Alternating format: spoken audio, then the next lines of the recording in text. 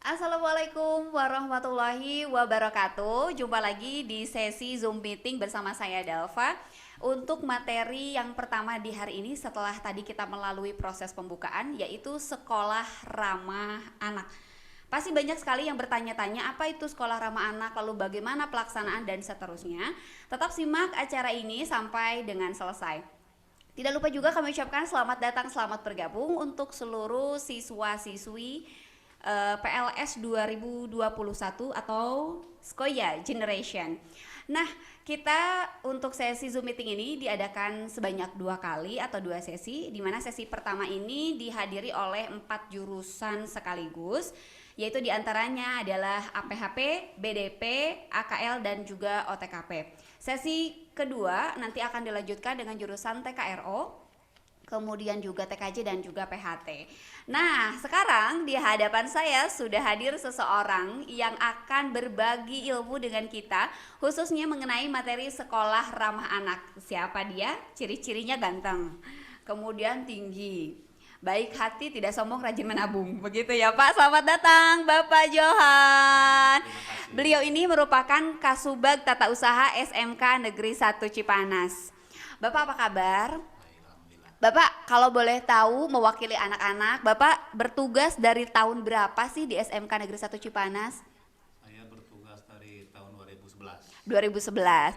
Bapak boleh bercerita sedikit terkait dengan SMK Cipanas yang dulu sampai dengan yang sekarang, perbedaannya apa sih yang Bapak lihat gitu? Ya, sangat banyak ya. Tentu kalau dibicarakan Kayaknya nggak habis satu hari. nggak habis satu hari. Tapi yang jelas dari waktu ke waktu SMK semakin eksis dan semakin menunjukkan jati dirinya. Betul, baik dari segi fasilitas maupun juga tenaga Semuanya kependidikan ya Pak ya, semakin terdepan begitu. Nah, Bapak berbicara tentang pandemi ya Pak ya. Kira-kira dari kacamata Bapak itu seperti apa sih pandemi yang terjadi dan apa saja penyesuaian-penyesuaian yang sudah dilakukan oleh SMK 1 Cipanas? Terima kasih. Anak-anak yang berbahagia, tentu kalian bisa menyaksikan ini obrolan ringan, tapi mudah-mudahan punya makna buat kita semua. Itu dia yang Berangkat diharapkan. dari 1,5 tahun yang lalu, kami pihak sekolah juga stakeholder lainnya memiliki kekhawatiran juga ada kegambangan karena memang ini sangat berkenaan dengan waktu pembelajaran, sehingga harapan ini menjadi sebuah tantangan besar dari rumusan-rumusan yang ada. Manajemen dan pihak terkait berupaya memaksimalkan ikhtiar bagaimana di tengah pandemi ini dengan alokasi waktu yang sangat terbatas memiliki pelayanan yang prima. Tentu ini bukan hal yang mudah, tapi dorong semangat luhur dan kebersamaan, lalu juga warga masyarakat SMK ini, alhamdulillah kita sedikit demi sedikit paling tidak memberikan porsi pembelajaran sekalipun tidak maksimal, tapi bisa dirasakan cukup untuk bisa mewadahi harapan-harapan orang tua siswa khususnya. Bapak boleh mic-nya agak didekatkan? Ya. Pak gimana rasanya Pak? Kita duduk di ruangan, ada mikrofon kayak gini ala-ala kayak Deddy Corbuzier gitu Pak. Biasa aja sih ya. Hanya saja mungkin suasananya karena masih pandemi, jadi banyak hal yang perlu diwaspadai begitu. Iya betul, tetap menjaga prokes itu nomor satu ya Pak ya. Pak, materi di sesi 1 ini adalah tentang sekolah ramah anak. Banyak anak yang bertanya, apa sih itu sekolah ramah anak Pak?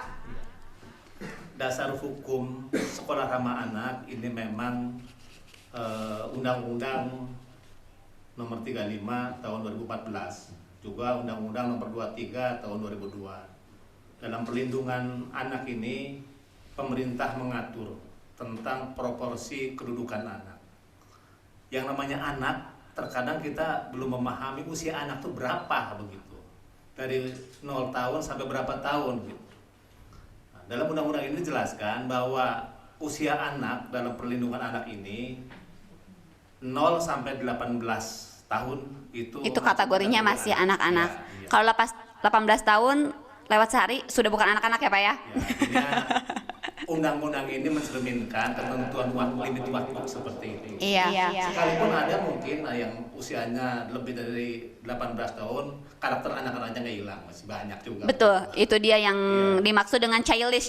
Nah, alasan salah satunya kenapa ada pendidikan, yaitu supaya porsi anak-anak dan dewasa sudah mulai terlihat secara kentara. Di mana perbedaannya, begitu ya Pak ya. Nah Pak, berbicara tentang sekolah ramah anak, sebetulnya siapa saja sih yang dilibatkan? Komponennya apa saja? Ya, jadi dalam undang-undang tersebut itu pemerintah mengatur tentang perlindungan dan perlindungan anak, tapi juga mengatur juga tentang ketentuan kewajiban-kewajibannya. Di antaranya dalam pasal 19, setiap anak memiliki kewajiban-kewajiban untuk menghormati orang tuanya, menghormati gurunya, menghormati walinya. Lalu juga dia harus memiliki kemampuan komitmen kuat untuk menjunjung nilai-nilai yang ada di lingkungan masyarakat. Itu kewajiban. Terus juga dia juga harus mencintai tanah airnya, menjaga eksistensi negara kesatuan Indonesia. Ini menjadi komitmen bersama. Itu salah satu kewajiban anak dalam mempertahankan eksistensi negaranya. Di samping itu juga anak juga punya kewajiban untuk bisa menunaikan kewajiban terhadap agama yang dianutnya. Jadi semua aspek di situ dilibatkan ya Pak, dihadirkan, mulai dari etika sampai ke agama dan nasionalismenya juga dibangkitkan. Peranan anak itu sudah sedemikian rupa diperuntukkan untuk bisa mengemban tugas tongkat estafeta untuk masa depan, begitu. Nah itu dia, untuk menciptakan generasi emas di 2045 ya Pak ya. Makanya generasi muda yang sekarang, terutama yang memang sekarang menjadi peserta PLS 2021, apa yang tadi disampaikan sama Bapak itu wajib sekali untuk dipatuhi dan juga dijalankan. Pak, kenapa program ini ada? Itu sebagian pertanyaan pasti muncul nih. Ngapain sih gitu ya harus ikutan program ini? Kalau melihat dari literatur baik literatur di agama maupun di kultur budaya bangsa, itu sudah cukup lama. Hanya saja konsepsi ini baru dimunculkan pada akhir-akhir tahun ini aja sebetulnya. Udah berapa tahun yang lalu lah, mungkin belum lama lah gitu. Tapi yang jelas hak-hak perlindungan anak tuh jauh-jauh hari juga sudah didengungkan di Indonesia itu sudah. Hanya saja mungkin penyusunan dan penataan actionnya, boomingnya di tahun-tahun sekarang barangkali. Tapi pelaksanaan sebenarnya sudah lama. Iya, dan memang diperkuat juga ya Pak ya dengan diterapkannya di dunia pendidikan khususnya di lingkungan sekolah. Nah hal ini salah satu bentuk concern pemerintah terhadap perlindungan anak begitu ya Pak ya. Kemudian tujuannya apa sih Pak dalam pelaksanaan program ini? Apakah ada tujuan-tujuan khusus yang memang sudah dicanangkan oleh pemerintah? Ya saya kira jelas tujuannya banyak ya. Sudah bukan hanya saja di dalam kelas, di ruangan kelas, di sekolah, tetapi mereka dipersiapkan menjadi generasi pembaharu yang bisa menciptakan sebuah perubahan baru di tengah-tengah lingkungannya, terutama di lingkungan masyarakatnya, lingkungan keluarganya, bahkan lingkungan bangsa. Jadi anak-anak sekarang itu di mana dengan segala macam tantangannya tentu pemerintah sangat risau ya bagaimana menciptakan sebuah tatanan pola pembelajaran yang memang perlu dipersiapkan jauh-jauh hari agar anak itu betul-betul masagi dalam istilah Jawa Barat ya. Betul. Termasuk anak saja harus masagi karakternya, perilaku sosial itu semuanya. Jadi semuanya dibangun secara bersamaan dan secara simultan begitu. Baik, pribadi yang masagi mungkin itu ya yang jadi unik dan jadi tagline Bapak. Salah satu pribadi masagi itu adalah memang pribadi yang stabil, artinya memang sudah memahami dan juga menyesuaikan dengan lingkungan di mana dia berada. Hal sederhana Pak sebagai contoh pribadi yang masagi mungkin bisa dibagikan kepada anak-anak di rumah. Ya, terima kasih. Kita perlu tahu ya proporsi latar belakang kenapa pemerintah konsen terhadap sekolah ramah anak. Anak dalam limit waktu 1 hari itu ada 3 wilayah yang dihabiskan waktunya. 1 di sekolah, mungkin 8 jam di sekolah, 8 jam mungkin kegiatan lainnya, 8 jam di rumah istirahat. Nah dari waktu ini kan waktu yang sangat emas buat usia anak, di mana kecenderungan anak-anak sekarang pengaruh terhadap perubahan global begitu kuat, begitu derasnya. Dan terus terang saja kami pihak sekolah juga mengkhawatirkan berapa banyak usia anak yang terjadi. Ada sebuah problem di mana kasih sayang dan sentuhan anak sangat terbatas di rumah. Orang tua sibuk dengan kesibukannya sehingga anak cari formulasi sendiri. Oleh karena itu, bagaimana upaya sekolah menciptakan sebuah kenyamanan baik dalam belajar maupun dalam beraktivitas sosial lainnya agar mereka betul-betul enjoy di sekolah, diarahkan dalam situasi yang nyaman, situasi yang penuh kedamaian, situasi yang asri, situasi yang kondusif, sehingga dalam pembelajarannya mereka betul-betul fresh begitu, tidak mengalami tantangan-tantangan yang berarti begitu. Sehingga dasar pemikiran itulah yang membuat pemikiran kita bagaimana supaya anak hadir di lingkungan pendidikan, di lingkungan sekolah tanpa tekanan, tanpa ancaman, dia layaknya seperti rumah sendiri. Nah, disinilah sebuah terobosan kita agar kedepannya hal ini semakin ditumbuh kembangkan sehingga anak akan menikmati kondisi kegiatan-kegiatan yang sebetulnya bisa dinikmati kalau kita betul-betul bisa membahu dengan yang lainnya begitu. Iya. Dan itu sangat dibutuhkan untuk anak sekarang begitu. Iya, apalagi kalau udah pulang ke rumah, kita tidak bisa menutup mata ya, banyak sekali fenomena terjadi Pak, mungkin ngumpul, mungkin dekat, tapi masing-masing sudah pegang gadget gitu, sehingga hal-hal seperti itu juga masih minim terbangun di lingkungan keluarganya. Pak, berbicara masalah kenyamanan yang sudah tercipta di SMK 1 Cipanas, mungkin Bapak boleh berbagi juga apa sih bukti yang sudah dimiliki oleh SMK 1 Cipanas bahwa sekolah ini merupakan sekolah ramah anak, sekolah ini merupakan tempat yang tepat untuk mereka belajar. Iya, sebetulnya salah satu indikatornya ketika anak diupayakan untuk bisa enjoy, dia merasa nyaman, dia merasa bahagia, dia merasa tidak tertekan, itu sudah ramah sebetulnya. Sekolah sudah mengupayakan bagaimana anak itu sudah merasa di lingkungan keluarganya sendiri. Nah, tentu salah satu indikatornya adalah dipersiapkan segala aktivitas dengan sarana prasarana yang memungkinkan anak bisa mengolah ekspresinya, mengolah tingkat minat dan bakatnya. Terus juga anak juga bisa tersalurkan ekspresi minat bakatnya. Seperti kegiatan-kegiatan ekskul itu sebetulnya sudah disediakannya, sudah ada wadah untuk mereka menyalurkan bakat dan juga hobi mereka ya Pak ya. Iya. Dan terus terang saja di sini juga kami pihak sekolah tetap memberikan ruang. Kalau memang di dalam perjalanannya ada hal-hal yang memang perlu disampaikan. Artinya ruang pengaduan tetap terbuka, ruang curhat, ruang untuk berbagi, ruang untuk memberikan pendapatnya, ekspresinya di sekolah terbuka. Nah, itu juga harus dibangun bersama, komitmen bersama. Karena memang itu ada yang tertulis, ada yang tidak tertulis begitu. Yeah. Dan disinilah fakta integritas antara pihak sekolah, pihak masyarakat, juga termasuk siswa harus bersatu padu membangun mewujudkannya. Tidak bisa sepihak, semuanya harus berbahu membahu begitu. Terus lagi dalam aktivitas belajar kita bisa menyadari benar ketika ada kekurangan-kekurangan yang dirasakan, tentu anak juga akan reaksi. Pasti ada hal yang perlu disampaikan. Nah, ruang pengaduan itu sebetulnya ada beberapa faktor ya, beberapa pos yang bisa disampaikan keluhannya dari anak, bisa ke guru kelasnya, bisa ke guru BK-nya, mungkin bisa ke teman sebayanya. Ada banyak hal lah begitu. Tinggal bagaimana sendiri mengkomunikasikannya agar masukan-masukan ini betul-betul terwadahi begitu. Jadi jangan sampai mereka tumbuh tetapi tidak maksimal gitu ya Pak ya, tumbuh menjadi pribadi dewasa, menghabiskan waktu di sekolah selama 3 tahun tapi hasilnya jadi 0 karena tidak dimaksimalkan. Nah Pak, untuk pelaksanaannya sendiri bagaimana sih acuan standar sekolah ramah anak itu berdasarkan peraturan yang berlaku? Kalau peraturan yang berlaku memang tidak terlalu muluk-muluk. Setiap sekolah memang memiliki daya dukung yang berbeda. Pertama, ada sekolah-sekolah yang di pinggir kota ya.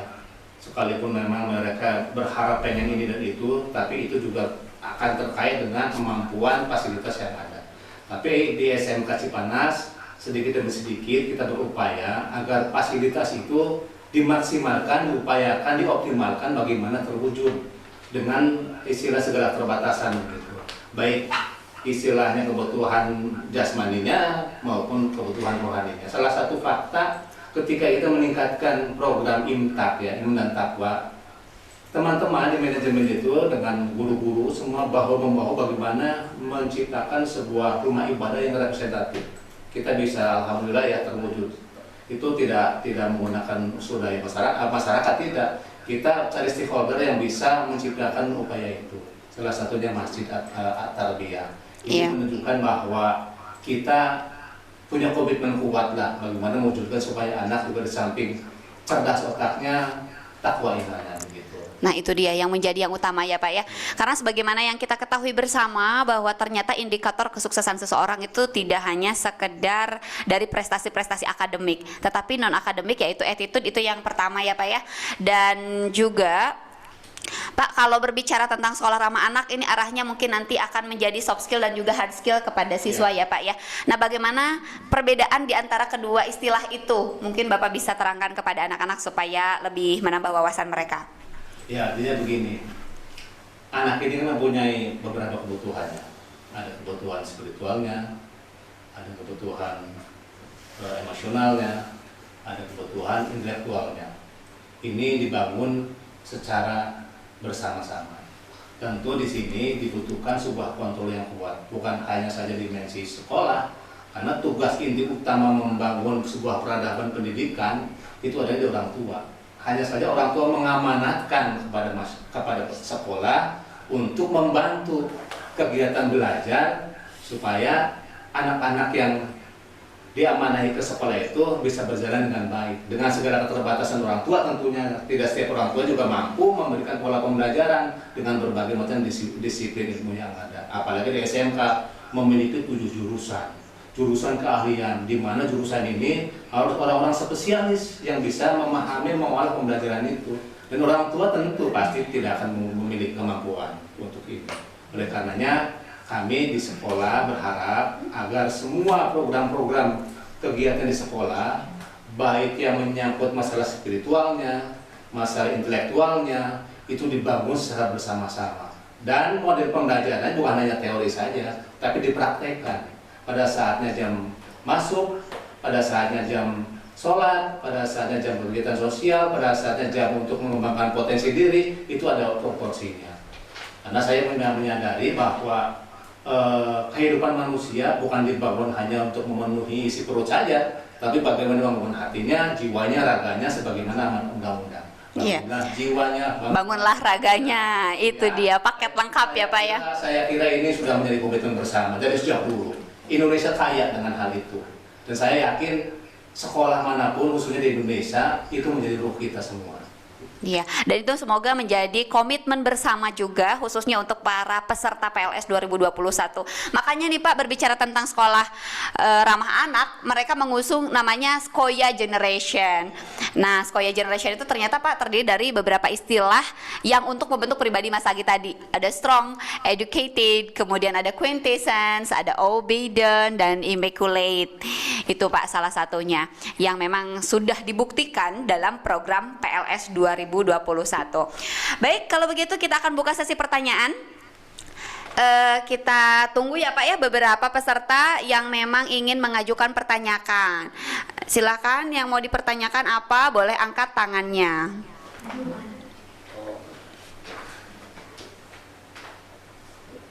Kita hitung mundur saja ya. 3, 2, 1.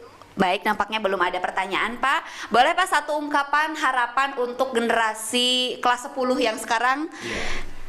Sekali lagi saya mohon maaf tadi tidak ada perkenalan dulu ya, karena langsung dialog. Dan saya berharap sekalipun kita mulai Zoom meeting, tidak mengurangi semangat keharmonisan kita untuk membangun komunikasi yang baik antara pihak sekolah dengan siswa-siswi yang saya banggakan. Dan saya berharap mudah-mudahan bergabungnya siswa-siswi baru SMK Negeri 1 Cipanas semakin eksis dan semakin berjaya. Dan ini harapan kita semua, karena saya berharap kalianlah yang akan bisa menjadi garda terdepan di tengah-tengah pandemi ini Mudah-mudahan kalian bisa menyesuaikan kondisi situasi yang ya seperti ini adanya, dan berharap sekalipun mungkin banyak daring, mungkin kegiatan pembelajaran tidak diwarnai tatap muka, tapi setidaknya semangat dan nilai-nilai jidiah kalian bisa tetap bisa untuk menjawab tantangan-tantangan yang memang harus kita hadapi bersama. Dan tentu sekali lagi materi yang tadi saya sampaikan, ada hal yang perlu digarisbawahi. Pertama, sekolah ramah anak ini bukan menjadi sebuah beban, bukan menjadi beban sekolah, bukan menjadi beban siswa, bukan menjadi beban orang tua, apalagi lingkungan. Ini sebuah keniscayaan yang harus kita bangun bersama dan dibutuhkan komitmen bersama. Oleh karena itu, sekolah ramah anak bukan hanya kepada anak, endingnya termasuk kita semua. Ini adalah tugas mulia sebagai pendidik, sebagai warga masyarakat, sebagai guru, sebagai komponen warga sekolah. Ini punya nilai-nilai yang sangat luhur saya kira. Karena di sini membangun sebuah kemandirian dalam menciptakan iklim kegiatan belajar mengajar, ini adalah tugas kita semua. Tugas kita semua, tugas ibu bapak di rumah, tugas stakeholder, apalagi ibu bapak guru yang memang hari-harinya mengolah itu. Menjadi peran utama ya. Oleh karena itu, sekolah ramah anak ini seyogyanya menjadi sebuah pilar komitmen kita semua untuk mencegah terjadinya hal yang tidak diinginkan. Anak merasa nyaman, anak merasa gembira, anak merasa bahagia, anak merasa seperti rumahnya sendiri, sehingga second home, rumah kedua. Pola pembelajaran yang ditawarkan khususnya SMA Negeri 1 Cipanas memberikan gaya dan wahana yang luar biasa. Barangkali itu ya yang bisa saya sampaikan. Baik, terima kasih banyak Bapak Johan yang telah menyampaikan materinya yang sangat luar biasa. Insya Allah ini akan sangat bermanfaat sekali, khususnya untuk para siswa peserta PLS 2021. Nah, kita akhirnya tiba di penghujung acara. Terima kasih banyak untuk seluruh peserta yang sudah bergabung di Zoom meeting pada hari ini. Mohon maaf atas segala kekurangan. Satu pesan untuk kalian semua, nothing is easy, but nothing is impossible. Tidak ada sesuatu yang mudah, tetapi tidak ada sesuatu yang tidak mungkin untuk diwujudkan. Salah satunya adalah mewujudkan Jabar Juara dengan pribadi yang Masagi. Saya Dalva, terima kasih banyak. Sampai jumpa di Zoom meeting berikutnya. Wassalamualaikum warahmatullahi wabarakatuh. Terima kasih Pak.